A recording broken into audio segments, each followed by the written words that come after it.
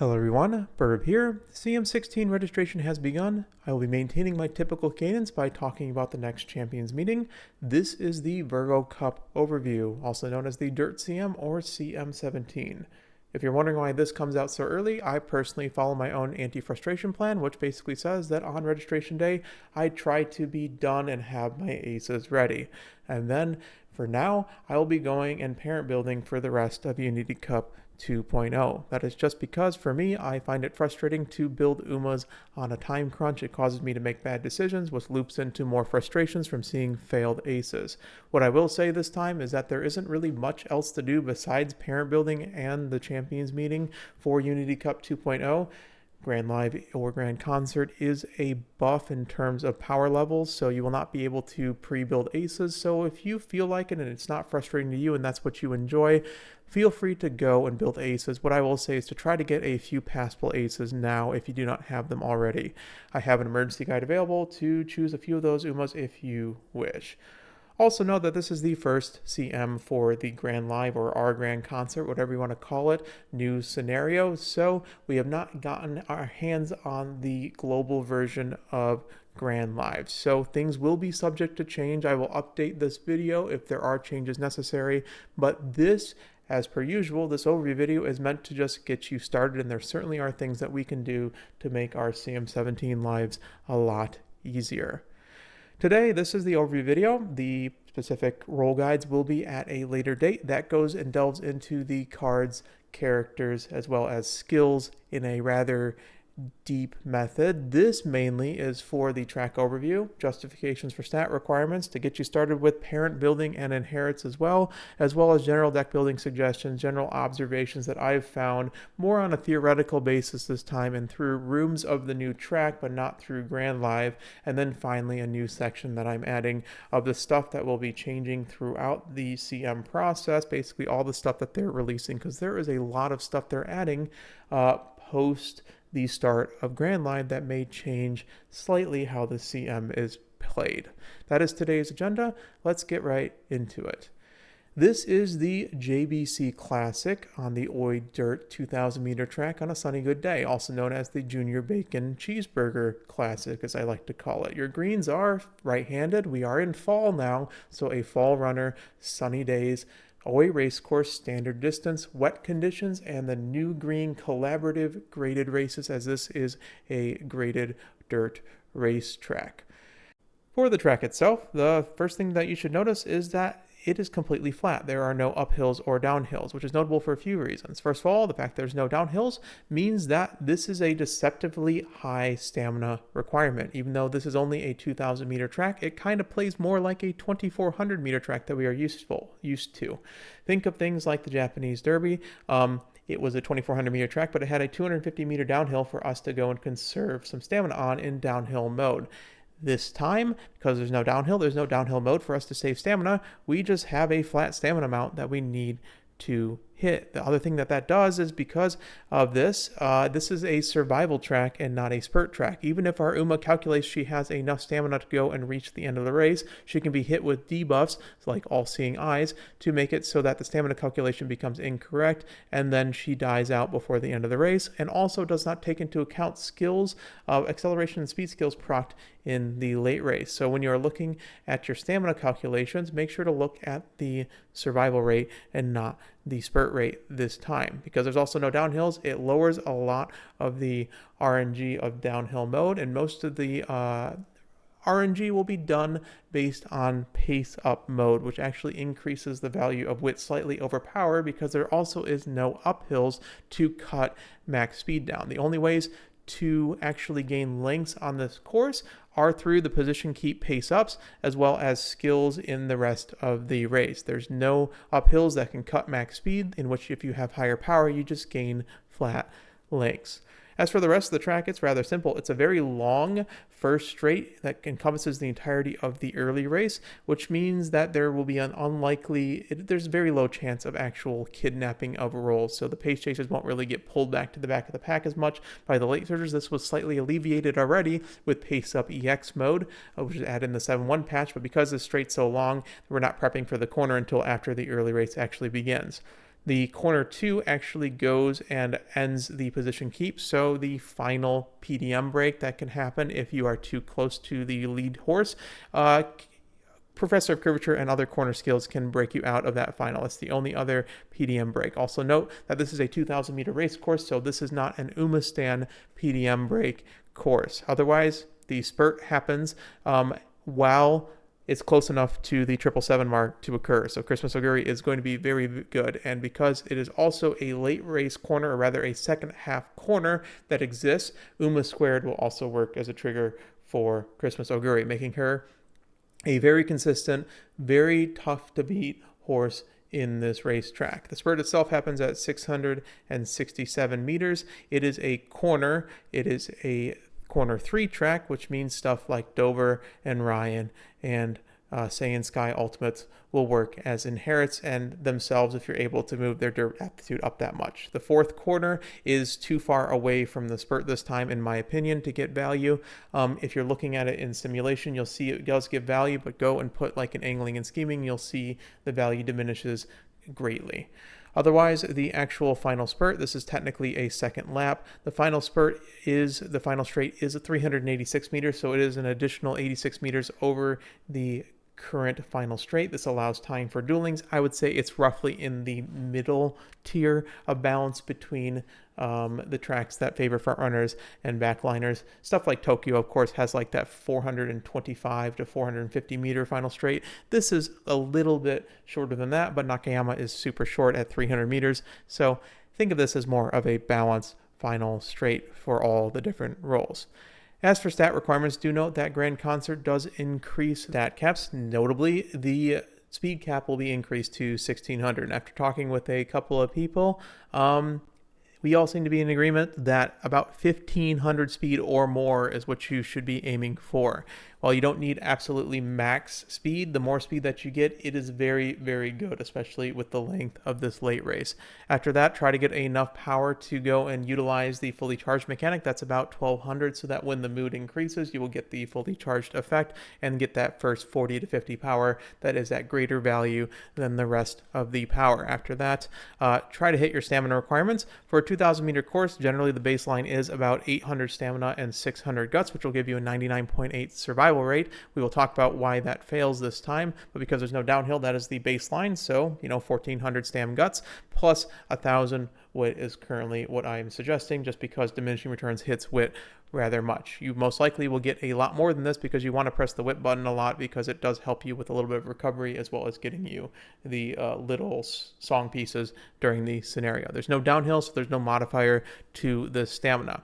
The thing that we need to take into account is now we are getting enough skills that stamina is starting to be slightly affected by our skills itself. When you actually go and put a ton of velocity skills and you actually go and perfect proc your acceleration skills, you find that your survival rate, despite having the quote-unquote required stamina, goes down to about 50.6%. This is because when your speed increases at all, you drain more stamina for it. It's based on your velocity and not just your total length of the race. There is a small modifier in there for that, and we do have to take that into account. It's about 35 additional stamina to get that back up to that 98% actual survival rate. After that, do note that stamina debuffs can occur. It's especially difficult in mediums because Mystifying Murmur is actually a thing, and so they don't even have to 5/6 for it on Nice Nature and stuff, but a full debuff suite will be about 300 stamina negative. All Seeing Eyes and Mystifying Murmur are negative 130 stamina apiece. You can decide whether or not you want to hedge your bets against those, but I kind of suggest grabbing like a white skill or perhaps a gold recovery to counter that, or try to get your stamina a little bit higher. A white stamina skill will be able to give you 65 bonus stamina effective, and Swinging Maestro will give you roughly 240 stamina, or a gold recovery will give you roughly 240 stamina. So if you are Christmas Oguri, you can basically subtract about, 195 stamina, I think is what the math adds up to. So you are looking more for about 625 stamina rather than 835 for your 3 white recoveries. And if you take Gourmand, you can go and add a little bit more off of that. After that, the effect of guts is, as per usual, every 100 guts past 600 is basically on a sliding scale down. So 500, 650, 50 stamina, it's worth 5 points of guts for 10 points. 10 points of guts for 5 points of stamina. The next 100 are 4 points of stamina per 10 points of guts. So it just goes, and you can subtract 40, 30, 20, 10 in diminishing returns at that point. So if you have like 800 guts, you can go and subtract like another 80 stamina from this number. My final recommendation is going to be roughly 1500 speed. Like I said, your speed is very important for the late race. Try to hit the power for the fully charged mechanic, so 1200 power, 1000 wit, but you're probably going to have more than that. And then the final stamina requirement I am going to put at 850, 600 at the current moment. If you need to go and sacrifice a stat, it would be power. The fully charged mechanic is nice, but you can just go and hit excels. There are no uphills on this track, so it is technically less value than normal. So you can lower that power down till roughly 1000. Anything less than that, you're going to start to go and find that your base acceleration is just too low and you're losing basically an entire 0.2 excel skill. I know this seems like a lot. From what I've heard, though, and from what I've seen people doing, the Grand Life scenario is rather powerful. You will be pressing speed a lot, which will just give you a ton of actual bonus power. Remember that the 1600 speed cap really is 2000 speed, so when you get 2000 speed, half of that you should be at least getting 1000 power naturally, okay? So I know this seems like a lot, but when things come out, this is the thing that's most likely to change. I may update this based on what I'm seeing, but I find this to be a good starting point. For Parent Inherits, front runners want angling and scheming. That's pretty much what it is. It's a corner track. After that, they need some level of late race. Now that everyone's starting to hit, because there is a lot of accelerations in the game, late race is mattering more and more and more. With the buff to Fuji Kaseki Ultimate, Lights of Vaudeville, it is rather good. It is a 0.45 that procs at 300 meters. That's really safe. Mahona Bourbon, the buff ult is good as well. Just don't get rushed, of course.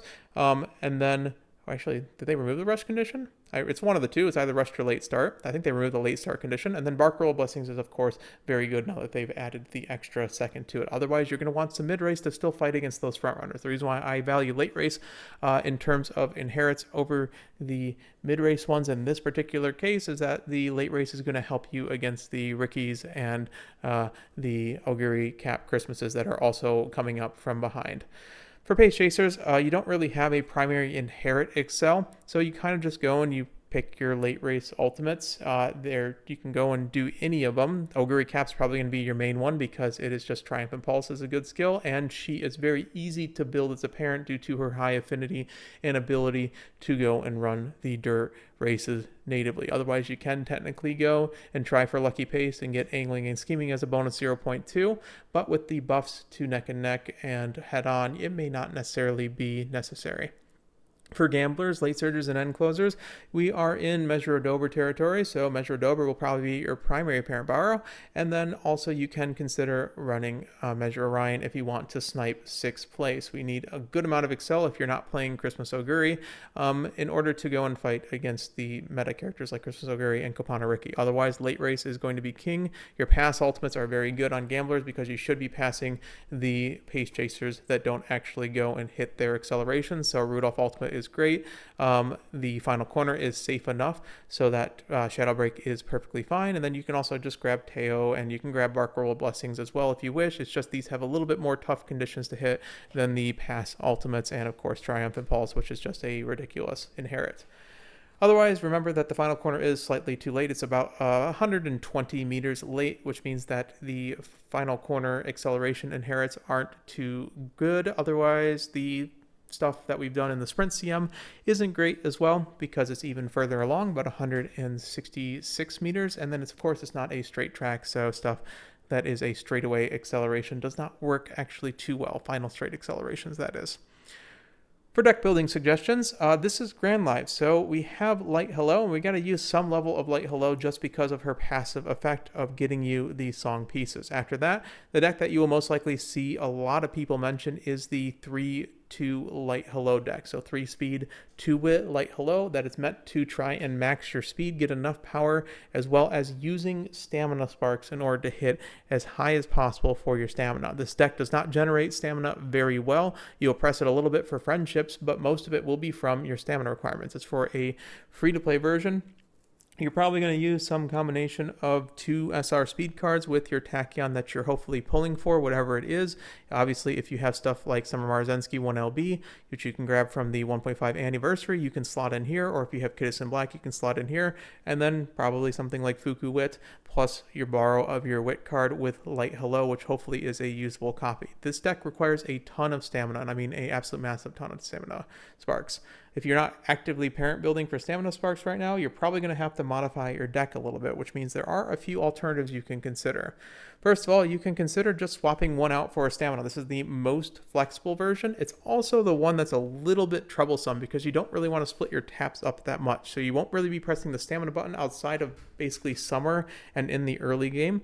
Do note that Super Creek just has a ton of training effectiveness though, so if she does decide to go to the speed or whip button, she does still help you out quite a bit. So you can just throw in a Super Creek if it is at a usable level, let's say 3LB plus, and it's perfectly fine. Otherwise, you probably are using something like Manhattan Cafe Stamina, who just gives, I believe it's in its stamina, plus great stamina output when you actually need to press it. But try to hit the stamina requirements. This is more if your actual sparks are not as good, and they're usually spread around somewhere between speed and power, which should help you go and cancel out the fact that you have lost an entire speed card. This will also be most useful for 20% speed characters, and that is probably what the free-to-play should be looking for, is 20% speed characters to help in the fact that they don't have actively perfect parents at the moment. Otherwise, there is the option of using a power card that does have stamina bonus as well as sort of a, a summer tap or two that should hopefully get you your power up to allow for you to use just a little bit messed up stamina sparks as well. If you don't have perfectly built stamina sparks, and a couple of them move over to speed, because I know that's what happens to me, the extra speed sparks can help alleviate the speed loss. And again, you can use a power card instead of a stamina card. But I find that most people will probably be using one of these two versions of the deck itself. For general observations for the CM, obviously we haven't seen the Grand Live Umas yet, but we do have Unity 2.0 Cup Umas that have been testing. And the big thing that we need to talk about is Christmas Oguri and Copano Ricky. I said in, I believe, CM13, nope, that was the Derby 12, CM12, that was the second worst Christmas Oguri map that we're going to have. I believe that this is probably going to be the first one, and it's because of the combination of these two characters. First of all, this is a perfect proc 777 and Uma square map, which means that we have a 96% chance that Christmas Oguri hits her ultimate if she's in position for Uma squared as a backup recovery. Now, if you have like 1300 wit, that does increase to about 97%, but there is diminishing returns. So 97% of the time, or 96% of the time, we are dealing with a Christmas Oguri that gives you about a 4.45 length advantage, which is less than the other champions meetings. However, do remember that this is a dirt track. So there is just very few things that actually work on this course in general. The thing is that with Christmas Oguri, the competition that normally happens, like stuff like Saiyan Sky, as well as Measure Adober and Measure Orion, those have dirt G, which means they're going to be very, very difficult to build and port over. So our normal fallback of just use the inherited Excel 0.4s to try to high roll gamble doesn't necessarily work very well. We're all kind of working off of 0.2s if we're not playing Christmas Oguri or Copano Ricky, which we'll talk about in a second, to fight against this 4.45 lengths. Luck Runs My Way, which is Copano Ricky ultimate, is a very powerful ultimate that speed carryovers and leaks Excel into the Excel zone, and based on its timing, it basically has a 50-50 chance of either getting about 6 lengths or about getting roughly 2 to 2.5 lengths. So this is only taking into account the 0.05 Excel. It's not in the simulator just yet perfectly, but hypothetically, on a perfect proc at the final bit, it should be roughly close to that of Festive Miracle. So these two characters, when combined, are incredibly difficult to actually beat themselves. Now, there's a bit of hope. Don't just write off this entire CM. It's probably going to be tough, just like the CM before CM16 or CM15. But, okay, I haven't put it here yet, but the actual characters that you don't need to force into dirt, there's only 29 of them in the game, so there's just not that many options. What I was trying to say is that there is some hope in that the buffs to the gambling accelerations, like On Your Left, Neck and Neck, and because this is a medium from the brink for late surges and end closers, means that the actual high rolling will happen much more often. If you look here, just the buff it did before, this would be all the way down to 0 and have a massive dead zone, but now, because it is only first half of the late race, it is technically guaranteed value. Now, will one length win you the game? No, it's procs too late, but the thing is that on perfect proc, which happens twice as often now, which should happen roughly 1 out of every 4 times, you get 4.6 lengths, which is on par with Festive Miracle. And yes, Christmas Oguri can take this if they're a late surger or a pace chaser, but there's diminishing returns on that. They're only going to get about 2 lengths because Festive Miracle is going to go and shorten up this acceleration zone. So there is a way to hit that 0.4 and 0.6 excel with On Your Left, and probably the white version of From the Brink for gamblers, and for pace chasers, probably something along the line of grabbing Neck and Neck and No Stopping Me as well. This is an NSM map with all of these combined with the plethora of excels that we have access to with 3 particular gamblers. If you go to this route, you might find a way to actually go and beat the 2 really ridiculous high meta characters and be able to fight against them. I'm not saying it's going to be a 100% foolproof way, but there is hope this time. Like I said, 29 characters and also in the game that are not forces. I'll go over these probably in the different role guides. And do note that basically Goldship does have a gun. People are going to be moving Keen Eye over into the mediums and combining it with Dominator. Speed debuffers are going to be really good because, of course, there is a high meta character. Do note this does only work about 79% of the time. We did calculate that in the Goldship summer video if you wish to look at that. Going to grab a drink real quick. Other than that, I don't think there's much more to talk about. The other thing that's sort of hopeful is that Grand Live is a new scenario. This is the first Champions meeting. Usually on the first Champions meeting, it happened with Trackblazer. There's a lot of brave new players that are trying out a whole new things, and they're usually just wanting to play their Oshi. I hope that that is the case. I think this time there will be a lot of people, and in general, yes, the meta will exist, but I hope that at least in the first couple rounds, and I think there's going to be enough of them that we're going to see a lot of them in the Group A, that it's going to dilute the pool to the point where we won't be seeing a Christmas Oguri and a Copano Ricky 2 copies in every single race going forward. That is my hope and dream. But I do think that because usually there is like a 3 to 4 times player influx, that not everyone's going to have a perfectly built Christmas Oguri, and especially not a perfectly built Copano Ricky to go and push into this CM. So hopefully it will be less frustrating than CM15 was for us for these particular reasons.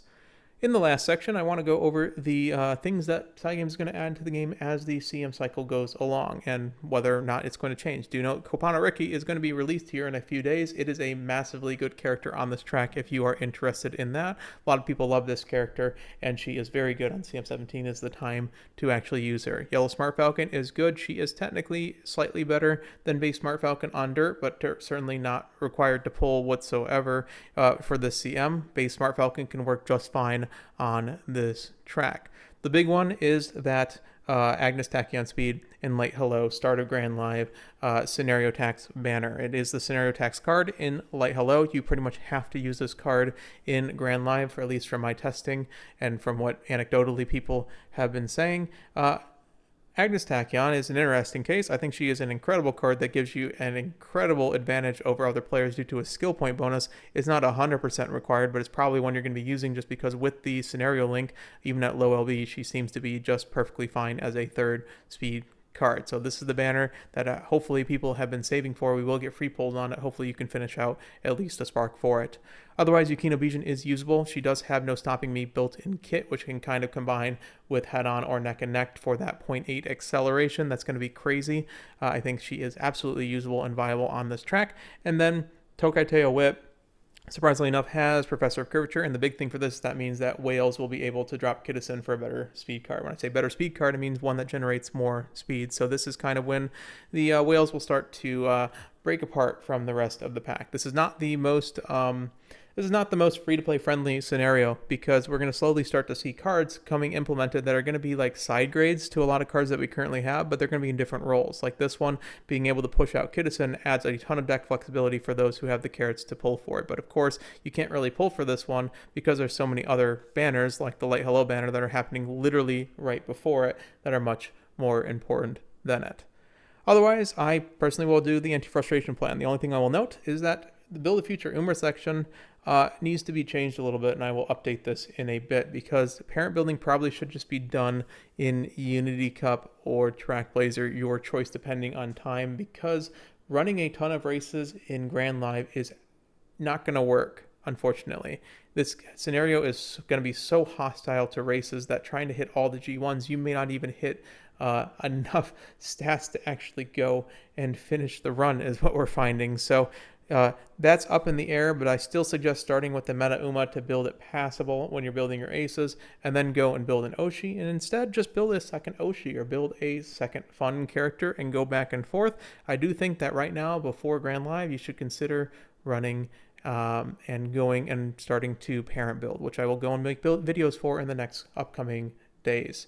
This has been the overview video. I hope it's been useful. I know it's been a little longer than normal. We have a brand new scenario, and a lot of it is speculation, so it was a little bit more difficult for me to research it. So I hope you appreciated at least me getting you started with the next Champions meeting. The various different role guides will go specifically into the card skills and characters, which would be a lot easier once the Grand Life scenario actually goes and releases. After the CM, I like to go into a debrief. You'll probably see the CM16 one out in a couple of days. All that's left now is I thank all of you for watching, but for those who go and support the channel via a membership, for those in the board tier, I do read out their names at the end of the overview video. So thank you all for watching. That has been all the content for today.